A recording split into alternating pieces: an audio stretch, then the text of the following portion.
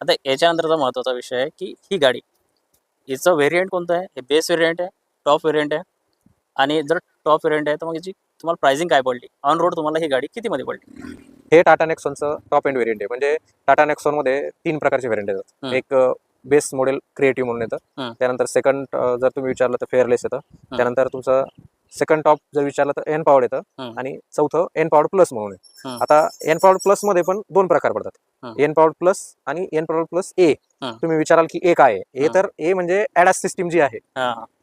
ADAS system ज्याच्यामध्ये आहे त्याला ए लावलं जातं. तर आपली जी गाडी आहे ती एन पॉवर्ड प्लस ए आहे. म्हणजे याच्यात ॲडस तुम्हाला हो, ॲडव्हान्स ड्रायव्हिंग सिस्टीम आहे याच्यामध्ये. आणि मग हिची प्राइसिंग काय होती आणि तुम्हाला कितीमध्ये पडली? ही जर तुम्ही पाहायला गेलात तर 17,29,000 तुम्हाला एक शोरूम किंमत आहे याच्यावरती.